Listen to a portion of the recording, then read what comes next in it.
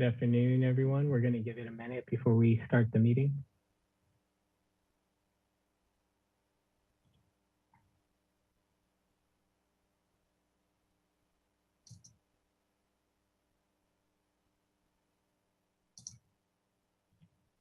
All right, good afternoon, everyone. We're going to call this meeting to order at 1:01 p.m. on February 17th, 2022. Welcome to the Planning Commission meeting. Ms. Fennessy, can we call roll, please? Thank you. I will go ahead and begin the roll call. Chair Escobedo. Here. Vice Chair Bonderson. Here. Commissioner Bach. Here. Commissioner Higgins is absent. Commissioner Lodge. Here. Commissioner Wardlow. Here. And Commissioner Wiscombe. Here. Thank you. We have a quorum. Thank you, Ms. Fennessy. And Ms. DeBusk, and we'll move on to item 2, which is preliminary matters. Ms. DeBusk, do we have any requests for continuances, withdrawals, postponements, or addition of X agenda items? Thank you, Mr. Chair. We have none. And how about any announcements or appeals?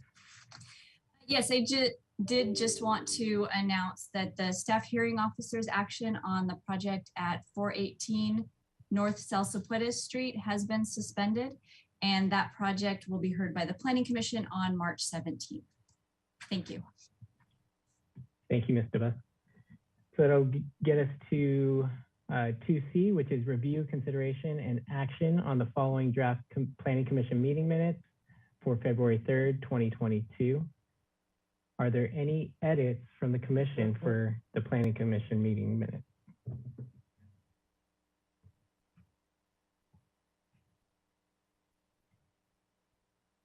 Vice Chair Bonderson. Thank you, Mr. Chair. Good afternoon, everyone. I just have two very minor edits on page 7 of 12. And in order to make it as easy as I can for Ms. Fennessy, I will just count down the bullets to get to the first one. 1, 2. It's under the 4th bullet, and I'll read the original statement. It says, would like to suggest that the landscape be allowed to count on multiple levels to get beautiful landscaped open spaces on multiple levels. And what I'd like to add is after the first word, multiple levels, to add of a multi-story building. So it would read, would like to suggest that the landscape be allowed to count on multiple levels of a multi-story building to get beautiful landscape open spaces on multiple levels. And for the bullet point immediately above it, I went out of order, my apologies. Number 3, where it says believes that there should be a happy medium where we can't make the dimensions 6 by 10 feet, but would like to provide some aspect of outdoor space, period, suggested a smaller minimum dimension. And during the hearing, I went back to listen and I did suggest other dimensions, but I think that if you need those, I can provide them. Otherwise, just saying suggested a smaller dimension to be studied would be appropriate. If it's not, please let me know. I think that works if it's okay with you. It's okay with me. I didn't want it to be too locked in. I wanted it to be open for, study, which is what I had said in the hearing. Perfect. Ms. Fennessy, is that acceptable? Does that work? Do you have any questions for me? No, thank you. I've noted your changes. Thank you. And I just want to take a moment to commend Ms. Fennessy. This is a lot of detail to find in meeting minutes, and to be able to do this level of detail work is really remarkable. Thank you for doing such a good job for us. Yes, thank you, Ms. Fennessy. And thank you, Vice Chair Bonderson. Are there any other edits to the meeting minutes? And if not, do we have a motion to approve? Commissioner Wiscombe? Thank you, Mr. Chair. I will move the minutes as amended by Vice Chair Bonderson of February 3rd, 2022. I'll second. Fantastic. We have a first from Commissioner Wiscombe, a second from Commissioner Lodge. Any discussion? Not seeing any. Ms. Fennessy, can we get a roll call vote, please? Thank you. I'll go ahead and start the roll call vote. Commissioner Bach? Yes. Commissioner Lodge? Did you say my name? Oops. Commissioner Lodge, yes.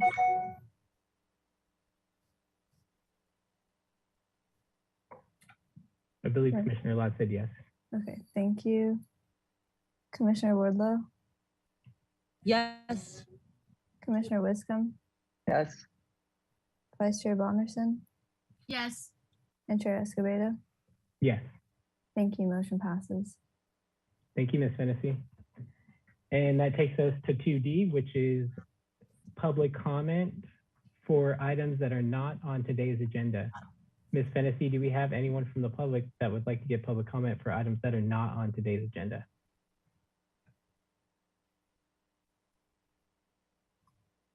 Thank you. We currently have no attendees in the webinar, and we did receive one written correspondence from Richard Clausen that was distributed to the commission prior to this meeting.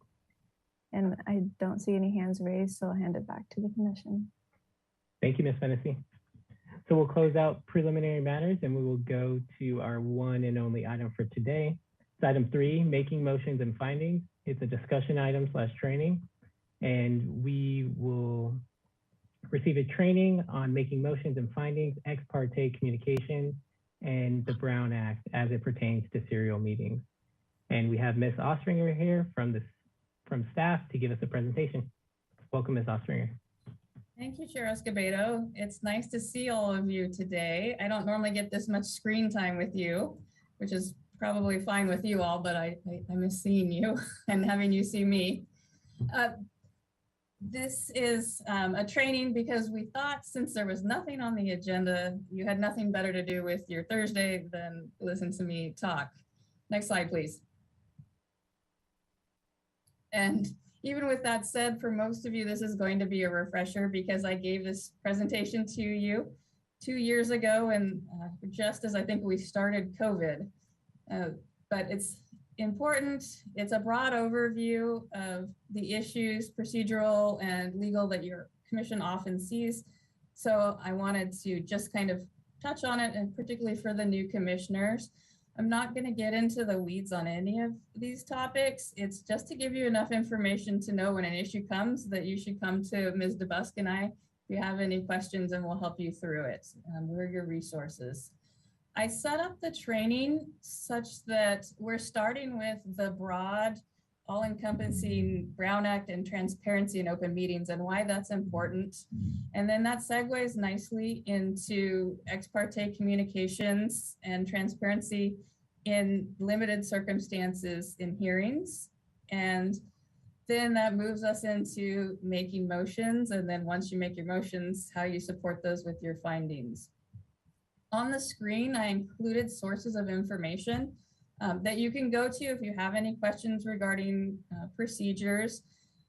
You can note that I included Robert's Rules of Order on there, but I just wanted to let you know that we're going to be moving away from Robert's Rules of Order and heading over to Rosenberg's Rules of Order. They're much more appropriate to the type of hearings that we as a city, planning commission, and even city council do. Robert's Rules of Order are tended to be more for larger legislative multi-day hearings. So you can expect that in the near future with our Planning Commission guideline updates. Next slide. So our office gives extensive Brown Act training. We try and give it about, if not once a year, every other year. I think we're a little bit overdue. Hopefully we'll have that training soon, either to the city commissions as a whole, or we'll go to each of you individually. What I'm focusing on here today is what we call serial meetings, and those are communications that are occurring or could occur outside of a notice public hearing, and how that could potentially result in a Brown Act violation. Next slide, please. The Brown Act was enacted in 1953 to ensure open and public access and transparency to all government decisions. It stems off of what was happening prior to 1953, when a lot of governmental decisions were being made behind closed doors over a couple martinis, where the public had no ability to influence government decisions. And I think the last two sentences of Government Code 54950, which really starts out the Brown Act, expresses the people's frustration and their desire for transparency, in saying that the people, in delegating the authority, to not give their public servants the right to decide what is good for the people to know and what is not good for them to know. The people insist on remaining informed so that they may maintain control over the instruments that they have created. I think that is one of the most important things about democracy, is if the people can't be heard, then government's failing. And so that's when we keep in mind why the discussions that we have, it's so important that we have them in the public forum and not individually. Next slide. So there's, with regards to commission communication, there's two ways that a Brown Act violation can occur. The most obvious and easy to see is obviously when the discussions by commissioners, stop Commissioner Wiscombe, occur at a public meeting and it's for an item that's not on the agenda. And I say that's the easiest to spot by the public, is because they'll know if they should have been at a meeting to hear a topic and they weren't, because it wasn't on the agenda. It makes it very clear. It is hard as we deliberate items that's occasionally, it's all unintentional, but a discussion can veer off. And then that's when I try and bring it back to you. And at that point, and occasionally there's ways to connect those dots that I'm not seeing, that where I'm offering you the opportunity to tell me how it's related to the agenda item and why someone from the public would know that that was going to be a discussion of topic. So I'm not picking on anyone when I come on, I'm truly just asking. The second way that a Brown Act violation can occur with regards to communications is for communications that are occurring outside of the meeting, outside of a noticed hearing. And the statute says that discussions, deliberations, or taking any action by a majority of the members of a legislative body that occur outside of a public meeting, including a series of communications of any kind that directly or through intermediaries on any item of business that is within the subject matter jurisdiction of the legislative body, is a violation. And so a lot of times where we're seeing this, and I'll get to this in the next slides, is a series of communications. And so that's why we typically call these serial meetings, and I'll explain why later. But it's important to note that this section and statute references any kind of communications. So that means written communications, notes being passed. In this age of technology, social media, texting, emails. And then for a plug on the Public Records Act, it's important to remember that even if you're using your private device for email or texting, if you're using it for business that's within the jurisdiction of the Planning Commission, that's a public record. And so it's not private. If we get a Public Records Act request, we're going to ask that you disclose any information that you still have maintained within your private device or within your personal email accounts. Next slide, please. So there's two ways that serial meetings occur, and we refer to them as the daisy chain and the wagon wheel. And under the daisy chain scenario, a violation occurs when one commissioner communicates with another, and then that commissioner communicates with another, who also communicates with another, and so on, such that it's like a linking of chain. So A talks to B, then B to C, and C to D, until you have a majority of commissioners talking to each other. And in this case, they might not even know that a Brown Act violation has occurred because, for example, C can't see backwards to see who B talked to, similar D. And so that's why that can occur.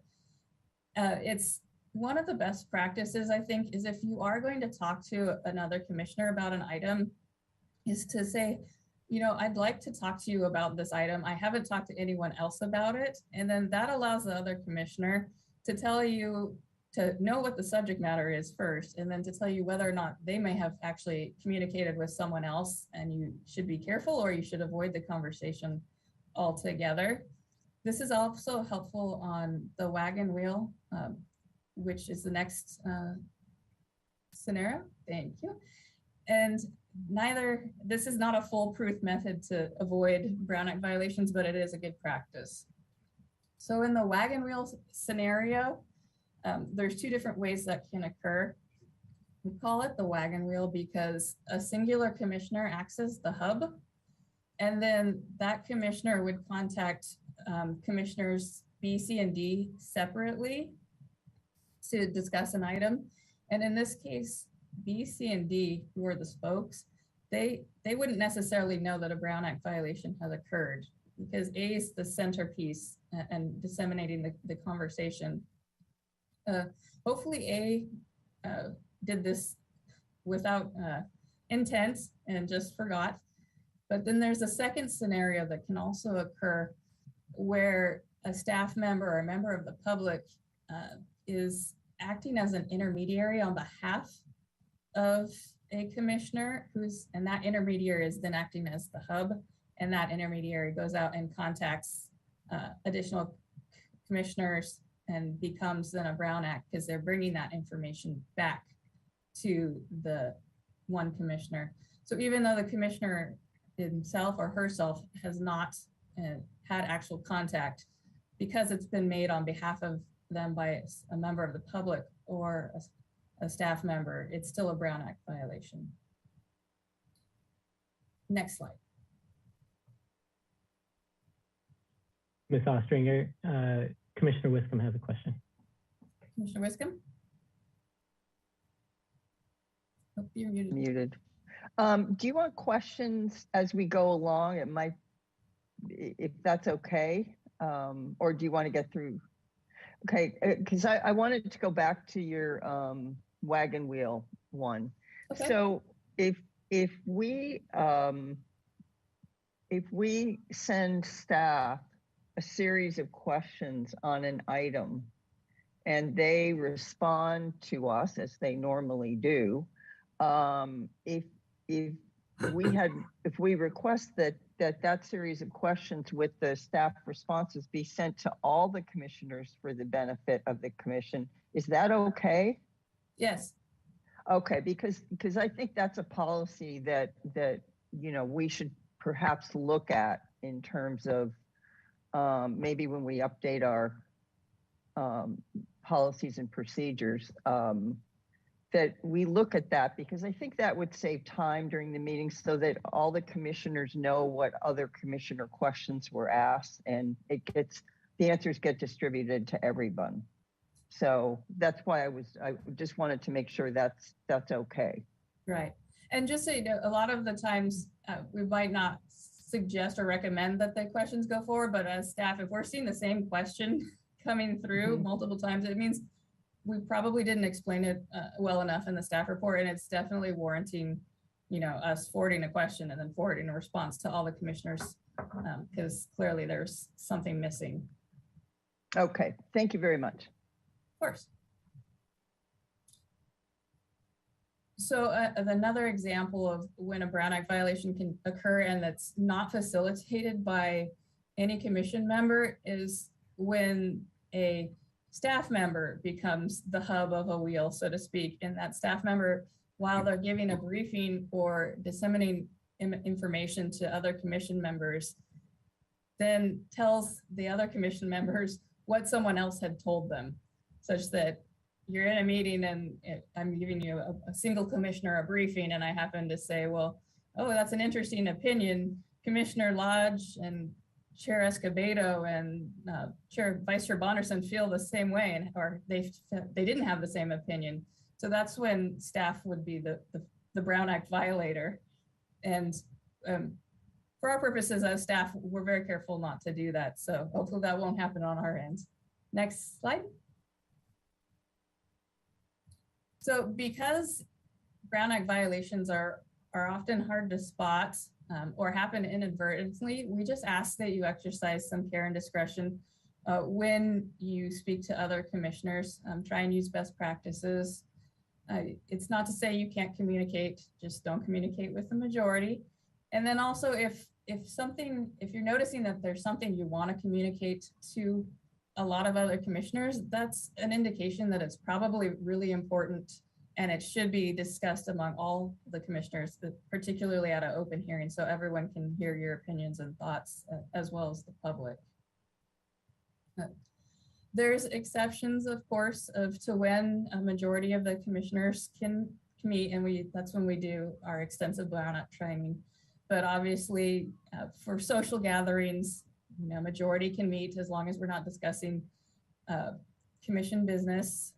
And we always are cognizant of the public perception when they perhaps see, 4 commissioners playing golf together, that, is there something going on? Is there some dealings? But, we're all friends and we're all social human beings. So, and we like each other. So just always be cognizant of what the public might be thinking. And then the other exceptions are generally with regards to attending other open public meetings of other jurisdictions or bodies, seminars, standing committee meetings. In those cases, you want to, if a majority comes, the best practice is not to sit together, so that because you can't communicate with each other regarding the items, and it's best to make sure that the public understands that you're there separately and not discussing anything. As I said, you can communicate with staff as Commissioner Wiscombe indicated, we're here to answer your questions. We're your resources to help you make the best informed decisions and make them efficiently. So reach out to us if there's questions, and we think that based on the information that the questions we've been getting, we'll disseminate them out to you, and we'll do that through the commission secretary email so that you cannot respond back. So be careful. While we can send the information as a one-sided communication with a response to you, as soon as if you were to reply all, then that would be a Brown Act violation because it's now become a conversation. Next slide. So the transparency provisions of the Brown Act lead nicely into ex parte communications and due process. Next slide, please. So ex parte communications are communications that commissioners or a commissioner would receive that's outside of a public hearing that not all parties are receiving. That means not all commissioners, applicants, or opposing parties are receiving. And they're, in some instances, their ex parte communications are not always prohibited. There's some instances that they're allowed. Next slide. And in making that determination, it's important to understand the three types of legislative actions that the bodies take. And the first type is a legislative act, and that's a policy decision. It's a type of decision that affects broader public policy. In your case, a broader land use decision as opposed to individual properties. It has an effect on everyone in the public. So like zoning amendments, general plan amendments, I've got a couple up there as examples. Usually legislative acts, in our case with land use, the final decision rests with the council. However, the recommendations you make are also considered legislative acts and are important as council relies on your information and your advice. The second type of action is a quasi-judicial action, and these are often common. And these are final actions that you as the commission usually take, and they involve discretionary decisions that affect individual properties or property owners. Think appeals, conditional use permits, variances, modifications.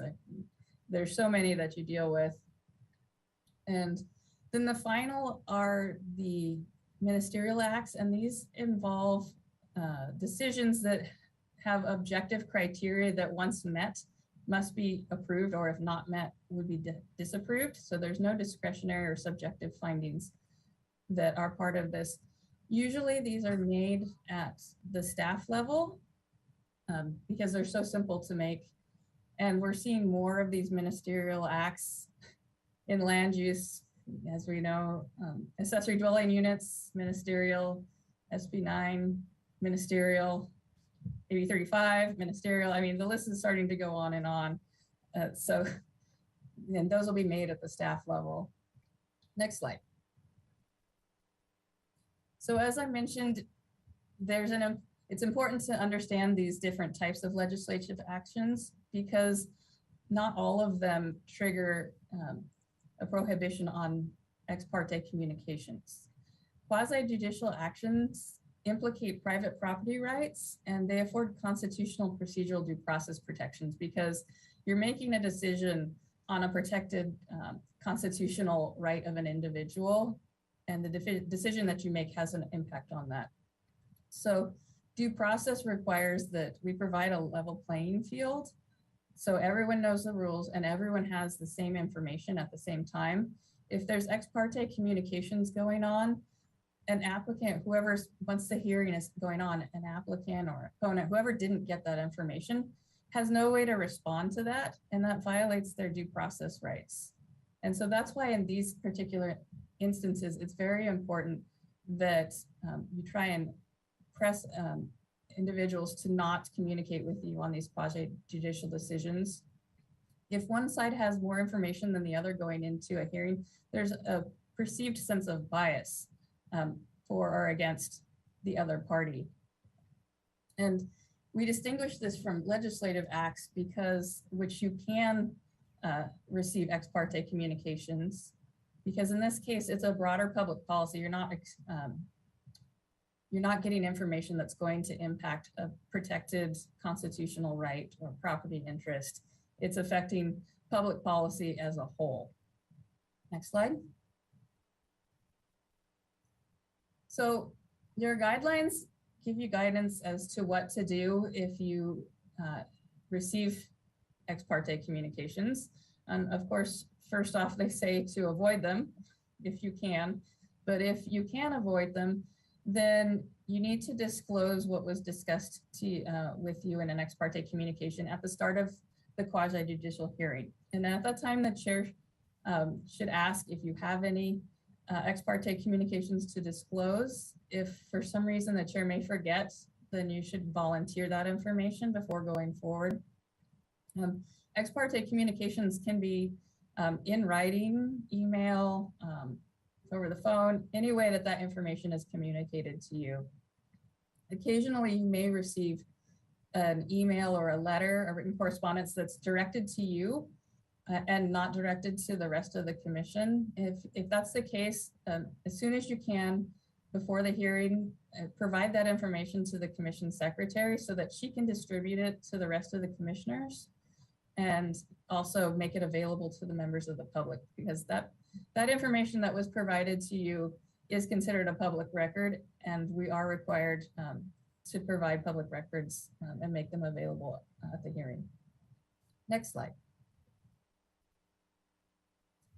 I've included what the council guidelines say because I think they're more expansive and give a better understanding of what and when to include ex parte communications on the record. And they say ex parte contacts are substantive or oral individual written communications concerning quasi-judicial matters. And I point out substantive because you may occasionally run into someone at the grocery store or wherever where they just they talk about a project and it's ancillary to, or a piece of property and it's ancillary to the decision that's going to be made. For example, if you had a CUP you were deciding and someone just came up to you and for that property, they happened to talk about the aesthetics of the building, which has nothing to do with the conditional use permit findings that we're going to be needing to make. In that case, that's not necessarily substantive, so you wouldn't have to disclose it. You wouldn't be precluded from doing so, but it's not something substantive. And the second part of the council guidelines that I like, it tells you how and what to disclose. So you disclose who was the person that made the contact with you, and then the substance of the communication that you had with them. And as good practice, I like to add when you had that. Was it yesterday? Was it 4 months ago? Sometimes it's relevant, time becomes relevant as to the importance of the information conveyed. The example that's provided in the guidelines for how to disclose is good. I was approached by the appellant last week and they told me that neighborhood traffic is much greater than the city's baseline assumptions.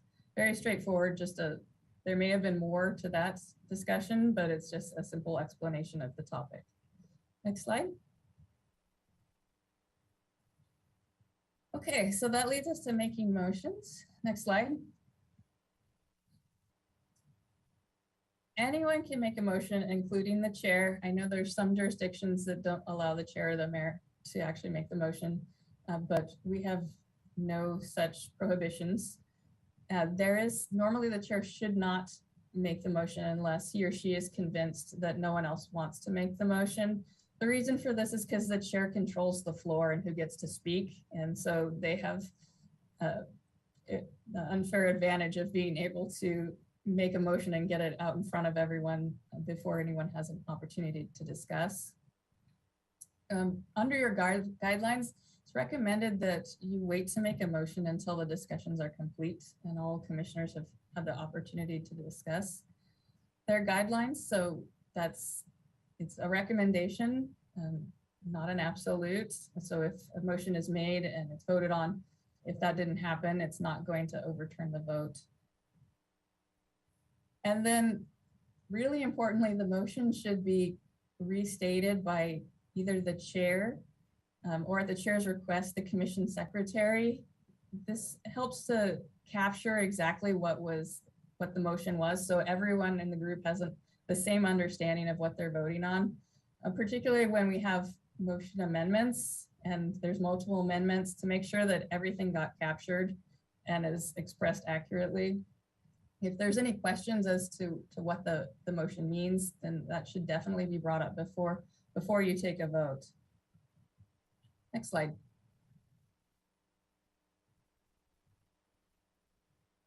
I think we're all fairly familiar with this. It's a two-step process to making motions. The first is to be recognized by the chair to speak and proceed with the motion. One way to do this is after the discussion occurs, and this is obviously the preferred method is then to say, chair, may I have the floor? I'd like to make a motion, and the chair proceeds, and then I move, then it would be seconded.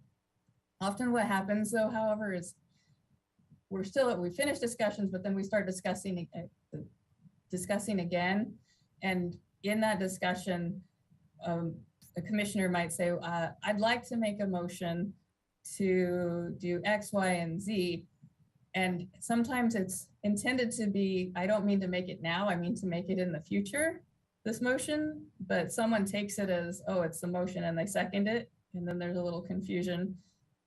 And so if it's going to be made in a discussion, I recommend that you say, I would like to make a motion, chair may make a motion, or I'd like to make a motion, so I move. And that language, it's really key, that language, I move, it causes the commission secretary and staff to recognize that we need to start making sure we're typing down exactly and transcribing what you're saying, so that we capture that motion exactly. It also cues the other commissioners that this is the for real motion. It's not the motion for the future. If it's seconded, of course, then it becomes live for debate. If it is not seconded, it fails and dies on the floor. Next slide, please.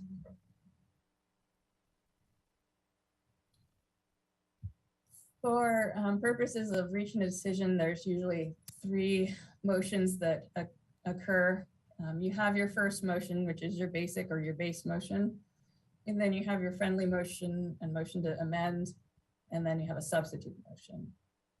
With regards to number 2, we treat friendly motions and motions to amend the same. The Robert's Rules of Order makes a distinction between the two. But I'm going to focus on motion to amend and treat them as the same. Next slide. So with regards to a motion to amend, it's a friendly thing. It's something that a commissioner is requesting in order to facilitate a compromise, in order to get a majority vote on an existing motion. And the way we use our standard practice and procedures is that if a commissioner requests that a motion be amended, the request is made to the maker of the motion. And then if the seconder agrees, then that is accepted and becomes part of the original base motion. If it's not, then the motion stands as it is. And under Robert's Rules of Order, just so you know, if there's the way the friendly motion works is everyone has to agree on it as opposed to just the seconder.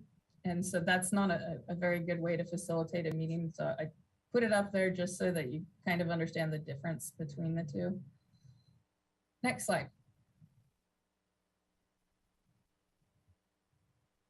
Substitute motions, the intent is to make that motion to change the substantive nature of the original motion on the floor. It's basically trying to do away with the intent of the basic motion, as opposed to facilitate a majority consensus. If a person is intending to make a motion to amend, and it seems so substantially different and changing the motion, it's up to the chair to determine if that's actually a substitute motion as opposed to a motion to amend. I don't think I've ever seen that here, but if that were to occur, it would be the chair has the discretion to say, no, that's not a motion to amend. you need to make that as a motion, a substitute motion that needs to be seconded by someone on the commission. The order in which they proceed, if you have your base motion or motion that was amended, and then if someone makes a substitute motion, that substitute motion is heard first. And if it passes, the base motion fails. If it fails, then you vote on the base motion. If there's multiple substitute motions, then you just start with the most recent substitute motion and work your way down if you need to. Next slide.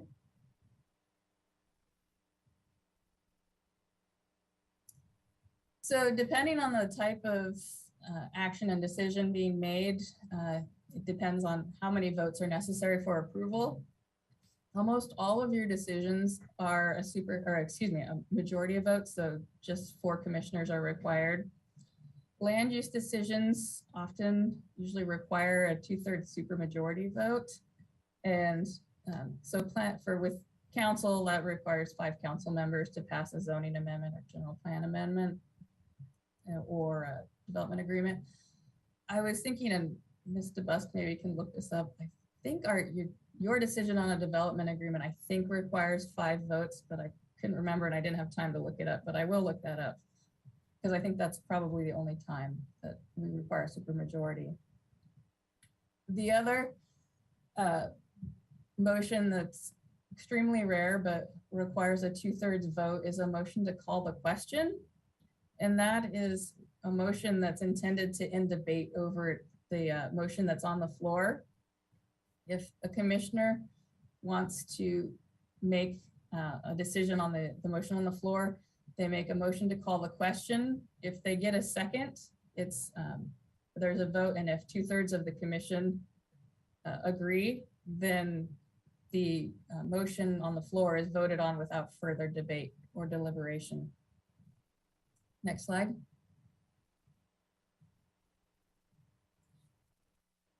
There's 3 other ways to end a discussion on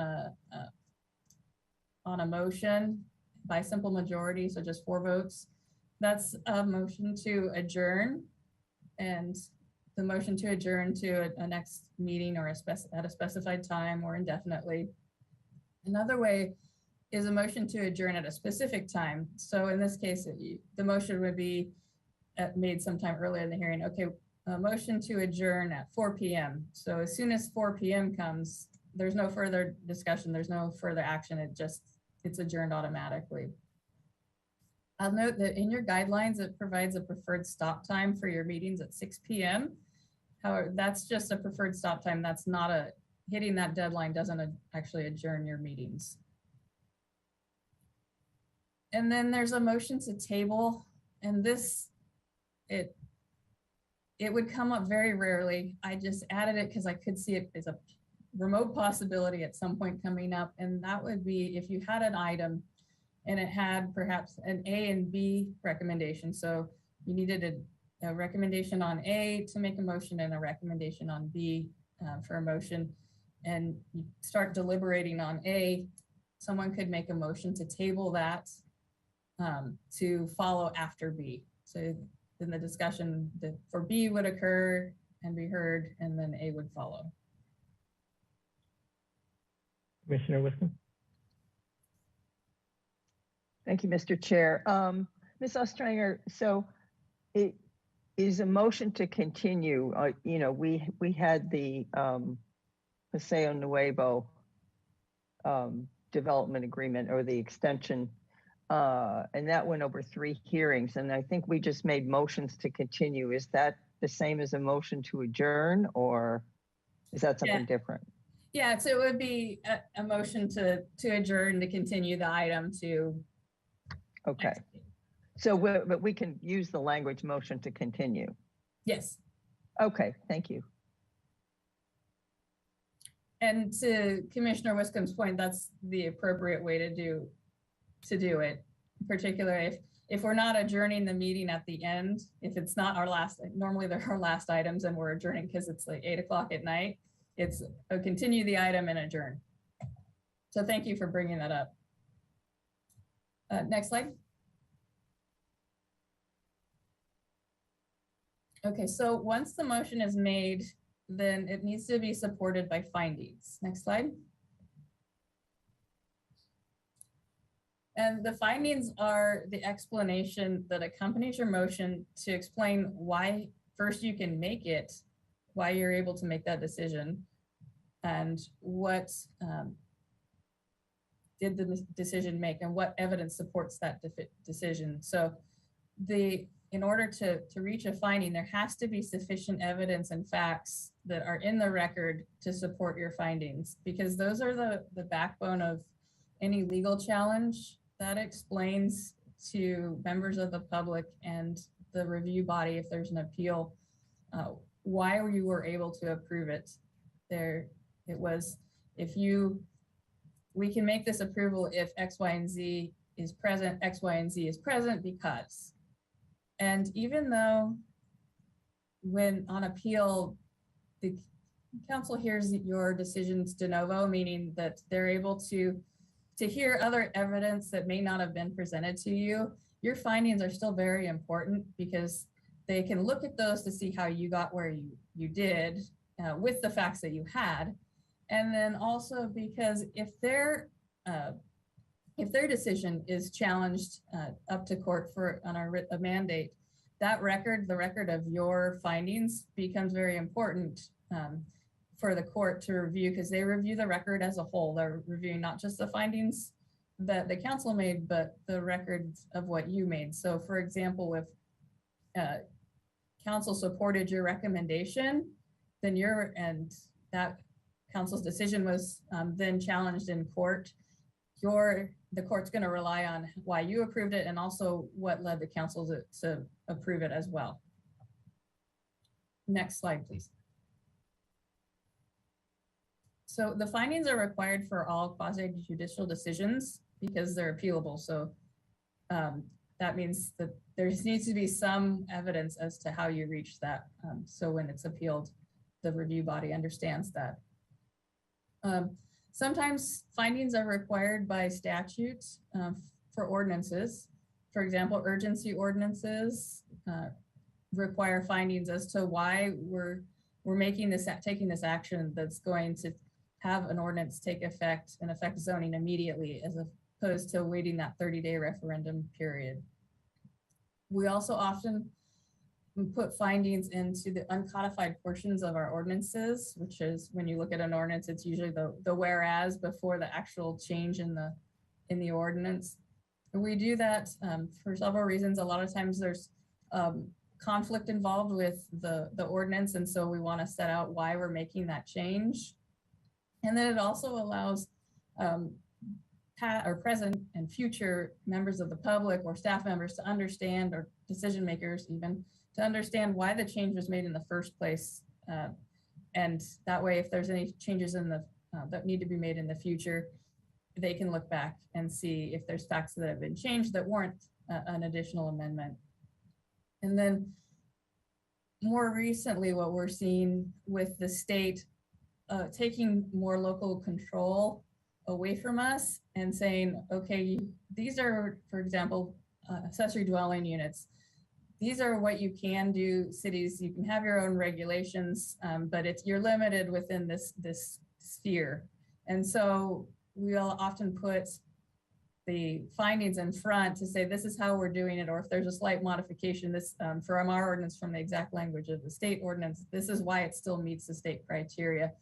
Important because now the State Department of Housing and Community Development is often tasked with reviewing our ordinances to make sure that they're compliant and they're meeting the statutes. And so that's a way for them to look at it and just see where we're coming from and why we're meeting the statutory obligations under the state. Next slide. And like I mentioned before, the biggest thing a finding should include is the word because, or some other similar word or statement. It's the finding is the statement, and it's why. This finding is the why. Why can you make this? And then you need to add the because, which is your evidence support it. And staff often drafts your findings and supporting facts and how it meets general plans for efficiency sake, but you're not required to accept those findings. You're free to modify them, add to them, or decline them, particularly if they're contrary to the decision that you're going to be making. If the staff is recommending approval and you recommend denial, it's important that you say, not just say, we can't make the findings. You have to say, we can't make the findings because. And I think that concludes it. Next slide. Yes. So I'm happy to answer your questions now or after public comment, whatever the chair's preference. Thank you, Ms. Ostringer. Let's open up public comment and then we'll take it back to the commission for questions. Ms. Fennessy, is there anyone with public comment on this item? Thank you. There are no attendees in the webinar, and we did not receive any general public comment on this item. So I'll hand it back to the commission. Thank you, Ms. Fennessy. And just want to take a moment to say thank you, Ms. Ostringer, for a wonderful presentation. It's always helpful to get a refresher every once in a while. So back to the commission. Are there any questions for Ms. Ostringer? Commissioner Lodge? You're muted, Commissioner Lodge. My apologies. I have one question and then a comment. Ms. Ostranger, how does the Brown Act apply, or does it, to communication between planning commissioners and the city council? So if it would be fact-based, I suppose. So if a commissioner sent a communication to a city council member, and then the council member communicated back, and then that person communicated that information to more than one commissioner, to a majority of the commissioners, then there's a Brown Act violation. There's no, if one single commissioner sends information to multiple council members, that's not a Brown Act violation. Nor, or is talking to multiple council members about an issue a violation? No, but it depends. There's more to it than that. It depends on whether also, if it was a quasi, not necessarily a Brown Act issue, if it was a quasi judicial hearing that was going to come in front of the council, then obviously you wouldn't, that could come in front of the council. That's not something you'd want to discuss with them. And in general, it's better to communicate to the council as a whole, as a commissioner, as a body, like, and represent yourself in the hearing. But if you have a private personal interest in something, then you're a citizen and you can talk to your council members. Okay, thank you, Ms. Ostranger. My comment is about ex parte communications. I've found over the years that the easiest thing to do is to say, I prefer to hear, to say, I will not meet with the person or discuss it outside of the council planning commission meeting, because I want to hear what everybody else hears at the same time. I've found that applicants will sometimes tell you what they think you want to hear, which will not be necessarily the same among commissioners. So that's my way out of those. So I thought I'd suggest that. Thank you. Thank you, Commissioner Lodge. Other questions or comments from the commission? Vice Chair Bonderson. Hello, Ms. Ostringer. I was interested in knowing if you will be providing us with the slideshow so that we can read it again and just have it to use as a reference. Will you be able to share it? Yes, I think Ms. Fennessy will be emailing out to the commission. Thank you. It's a very, very useful presentation. And it's interesting, the second time you hear it, it makes a lot more sense. Thank you for the time. Thank you. Thank you, Vice Chair Bonderson. Commissioner Wiscombe? Thank you, Mr. Chair. I just wanted to thank Ms. Ostranger also. I think every time we see this, and go through this, we learn something new, and along the way, something has come up that, because our hearings are so varied and our issues are so varied that actually getting refreshed on this is a really good thing. And, I've been on the commission now 5 years, and, as you saw, I still have questions and just want to make sure that, I'm doing the right thing as a commissioner. And so I really appreciate the time and the effort that went into this. Thank you. Thank you, Commissioner Wiscombe. Other questions or comments from the commission? All right. Thank you, Ms. Ostringer. I really It was a pleasure appreciate to it. see you all. With that, we will close out this item, and that was our only item for today. So we will go to item 4, the administrative agenda, and on to committee and liaison reports. Commissioner Higgins isn't here, so we do not, I don't believe, have a staff hearing officer report, but Vice Chair Bonderson, other committee and liaison reports.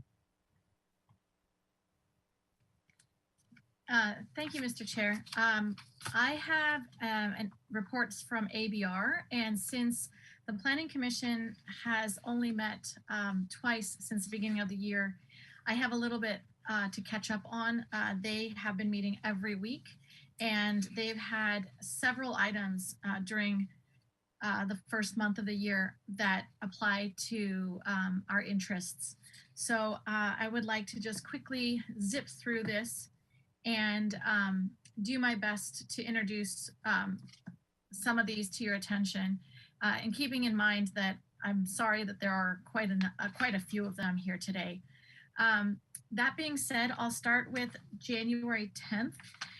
We have a continued item that was a project that actually came before us on Planning Commission, 500 James Fowler Road. It should sound familiar. It was the reconfiguration of the rental car parking lot and the addition of 3 new remaining overnight parking spaces for the commercial aircraft at the airport. It was seen twice since I had my last presentation to you. It was continued indefinitely to consent on January 10th, and it actually has since returned on January 31st, and it received project design approval and final approval. So design review is complete on that one. Additionally, there's a really interesting project, it's interesting at least to me, that I wanted to share with you. It is a project that came for conceptual review on January 10th at 8 Ocean View Avenue. And this project uses a voluntary lot merger to get a larger lot size, which supports the proposal of more habitable square footage on the overall new lot. The project now, with the expanded space square footage, proposes 7 new structures: 1 single family residence, 2 duplexes, and 2 detached special accessory dwelling units, ADUs, are proposed. So 5 of those structures are considered primary units and 2 are going to be accessory units. And this is quite a unique type of project, so I wanted to share that with you.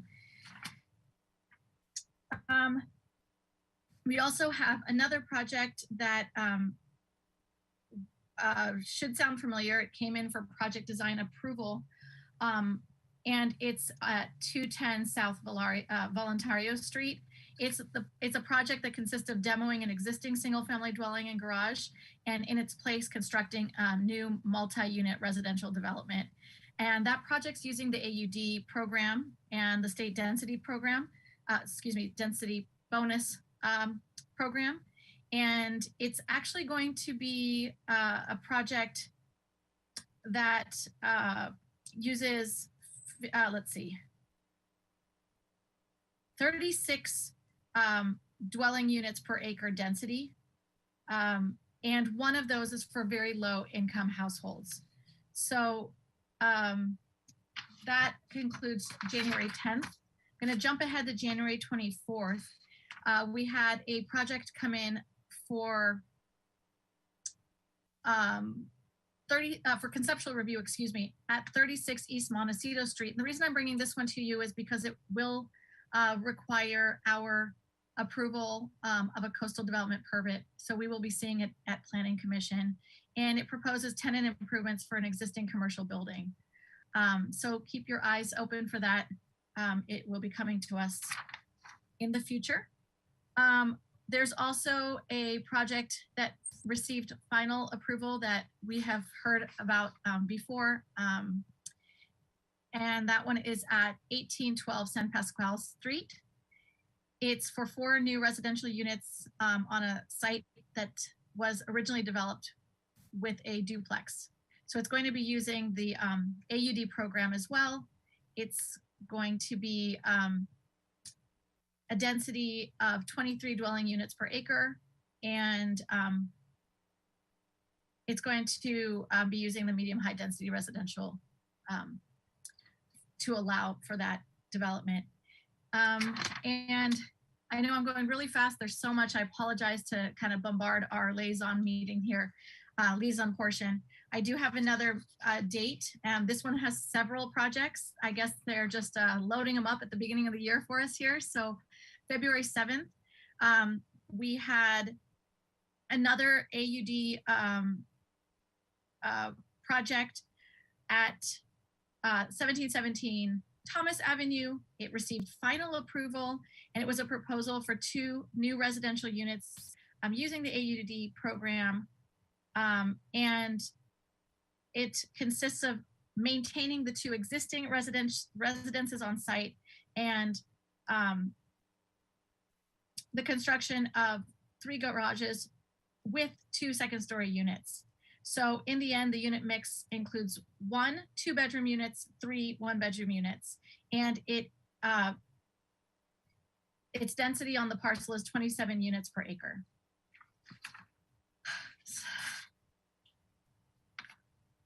We also have another project using AUD at 2217 Oak Park Lane. This also received final approval. So as you guys can all see, there's a lot going on using our AUD program. And this project will result in 4 residential units, and they are using the proposed density of 15 dwelling units per acre at the medium high density, and it allows for they're also introducing total parking of 4 vehicle spots, but also 4 bicycle parking spots. Moving on, another project coming before us that increases housing for conceptual review at 1210 Carpinteria Street.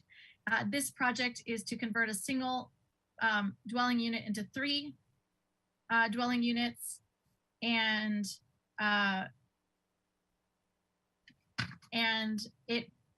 it's only at conceptual, so it will be heard again with comments. And I don't want to miss anything here. So here's one more. It's for pre-application review. It's at 418 North Milpas Street. And this one was a proposed pre-application project for a new 4-story, 90-unit mixed-use building with a ground floor commercial space facing Milpas Street. And in addition to that, a bed and breakfast hotel on Gutierrez Street. The 90-unit residential space consists of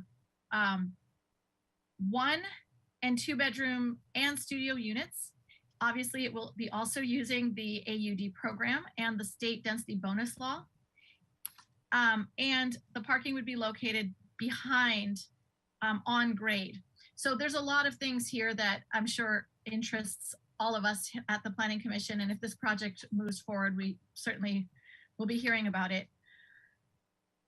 Last but not least, on February 7th, there was also another pre-application review for 425 Garden Street.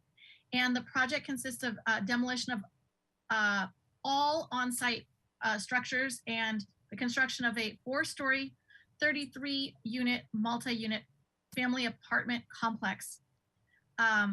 It uses the AUD program, the city inclusionary housing ordinance, as well as the state density bonus law. It has proposed 2 modern income units, 5 low income units, and 26 market rate units. And also no parking is proposed on the site.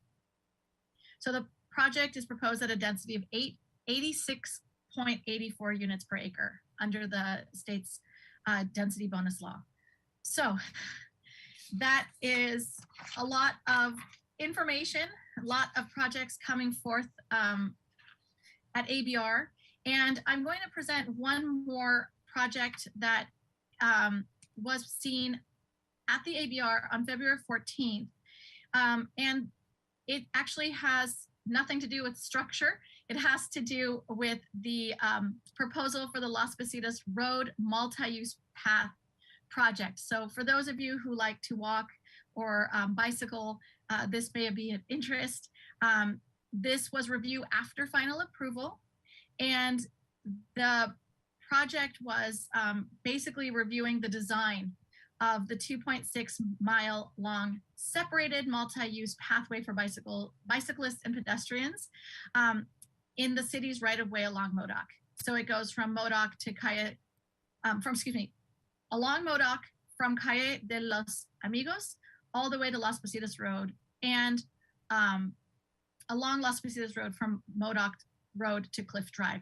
If you drive in that area, you've seen all the work taking place. And I just wanted to share with you that it has now received final approval. Whew, thank you for your time. I'm sorry that was so much, but they have really been busy at ABR. Thank you very much. That's it. Thank you, Vice Chair Bonderson, for a very detailed report. That was good.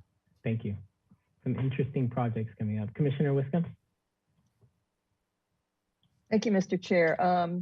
Just to follow through on Vice Chair Bonderson's report on the Las Positas multi-use path, the ribbon cutting is Thursday, March 3rd at 8:30 a.m. And you can get the details on the city's website for that. And yes, some of us have endured the years of construction of that project, but the Planning Commission was involved in that project years ago by issuing the small segment of it, a coastal development permit. So it's a pretty exciting project. So I'm on to just speak about the De La Guerra Plaza Revitalization Committee had another meeting last Friday, and the meeting was really to review the first of HLC is the decision-making body on it, and it was to review their meeting after the committee had met and given all their recommendations, and what came back from that, and what else the committee can do to bring back to HLC. So there were areas of agreement on that the plaza should be pedestrian space only. So in other words, the loop parking would be, horseshoe parking would be eliminated, and it would be all at one grade and become a pedestrian plaza. There's consensus that restrooms are needed, and there's a segment that's related to City Hall landscaping on Anacapa, and there was agreement on that. And this is agreement between HLC and the committee, and also integrating arts, historic components, and cultures into the plaza. So, and so the purpose of the meeting on last Friday was to discuss some of the areas that where there's still debate and development. And one was the arcade, which is where the where the stage will go. And there was consensus amongst HLC members that this get reduced in the concept they saw it get reduced in size. It was just way too large. So at our committee meeting, we had some committee members that felt we shouldn't have an arcade at all, and others that totally agreed that it needed to be reduced in size. So the designers showed some other elements. And then with restrooms, HLC preferred a simple shed roof form, and we discussed those, and we discussed the need for restrooms at the plaza. And then the third and fourth items were, I'm sorry, I'm just going back, were the water feature, the quatrefoil and water feature.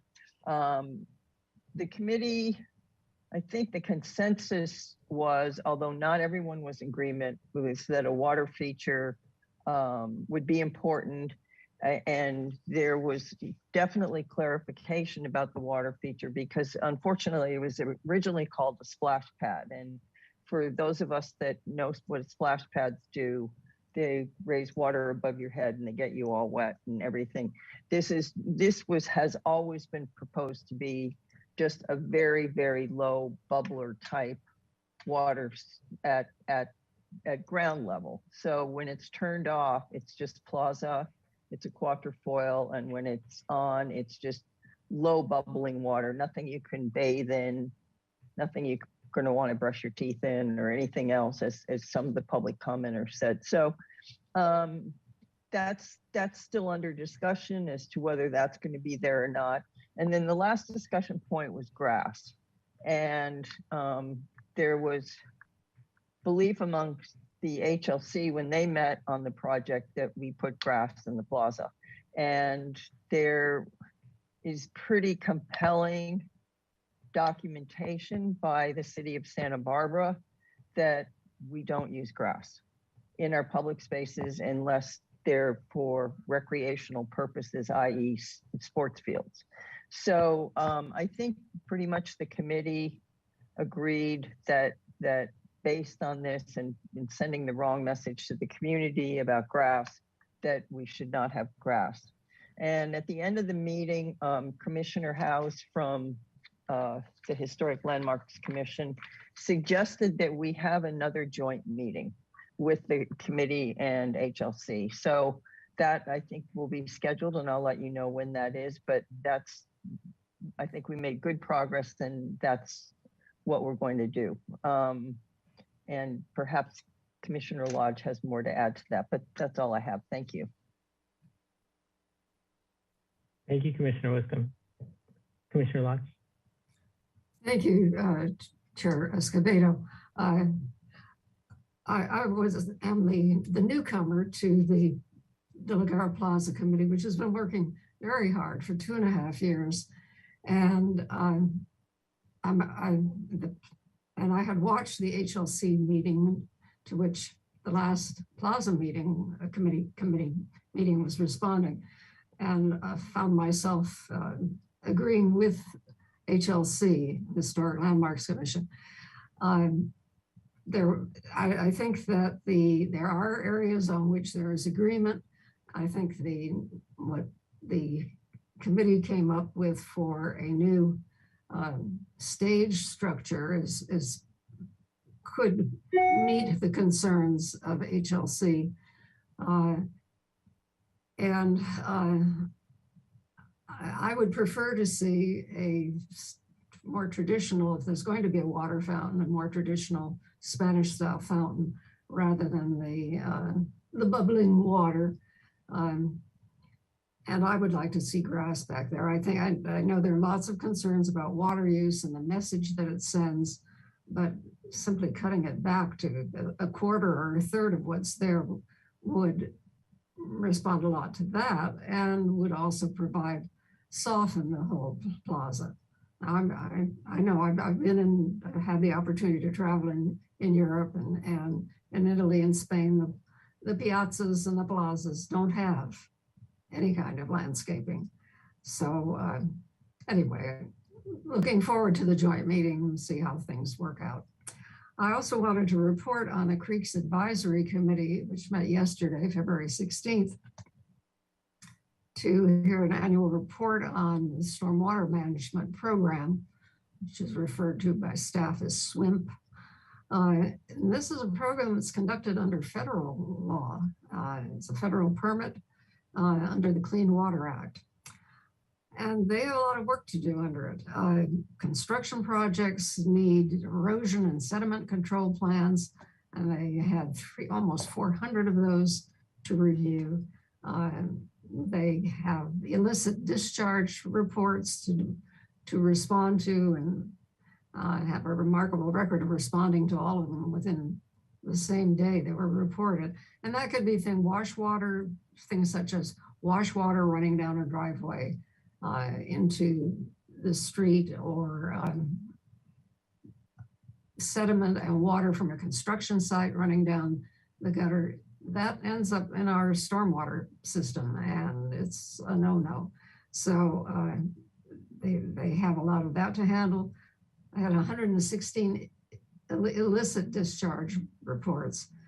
Encampments are another, homeless encampments are another big item that they deal with. And they have a contractor that goes in and cleans them up. They do post a notice saying, you know, within so many hours, you've got to get your stuff out of here. And then they go and the contractor goes in and removes what's left. And it amounted to 56 tons of trash over the year. Over fiscal year 2021, staff conducted over 800 plan reviews for stormwater management plans.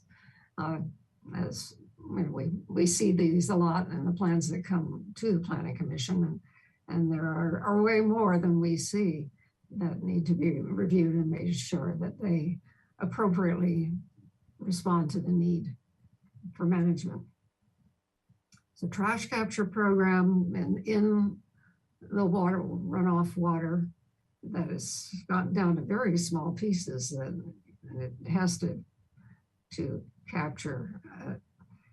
And with all these plans that they approve, they do a lot of construction follow-up to make sure that they are working properly, or once they're installed, that they are operating properly. And they have a problem with illegal dumping. People leave appliances, furniture on the creek banks or in the creek. It's unfortunate. So it's a busy group in the city. Almost as I speak, I think if anybody wanted to hustle, they could go to the ribbon cutting celebration for Bonet Park, which is also partially a stormwater management project. Start happening at 2:30 this afternoon, and the mayor and council members are supposed to be there. So that concludes my report. Thank you. Thank you, Commissioner Lotz. Commissioner Bauke. Yes, Commissioner and other commissioners. The Objective Design Standards Working Group met last Friday, February 11th, and received and reviewed the existing conditions report done by the consultant. I would definitely recommend that each of you take a look at it. It did a very, very good job of defining the existing conditions of architecture in the community by neighborhood. It also did show 5 different projects, did basically a zoning envelope analysis in a comparison between that envelope and actually projects that have been approved for the city's process. The committee, since it was such an in-depth report, is going to be trying to schedule a study session between the working group members to get into a couple detailed items on the report. But very, very good piece of work, and definitely so sort of the stepping stone as we work to develop the objective design standards. So that's my report. Thank you, Commissioner Belke. Vice Chair Bonderson. Believe it or not, I have one more thing to report. Sorry, I just realized that I should just let everyone know, whoever might be interested in listening, that we will have a State Street Advisory Committee meeting on February 28th. That's Monday. And the meetings are from 4 to 6 p.m. So if anyone's interested, they are welcome to visit the city's website to get the login information. And we also have a Transportation and Circulation Committee meeting coming up if anyone's interested in following along. It is next Thursday, February 24th, and they will be focusing on two reports. One is the 400 block of Anacapa Street, the conversion into two-way traffic, and the other is the Lower East Side Community Connectivity Active Transportation Planning Effort. So if that's of interest to anyone, please feel free to join. Thank you. Thank you, Vice Chair Bonderson. All right. Thank you all for committee and liaison reports. We are done at 2:18. We are breaking records this year. The theme of this year, don't get used to it, but thank you, everyone. We will adjourn the meeting at now 2:19. Everyone be safe, have a good weekend, and we'll see you all soon.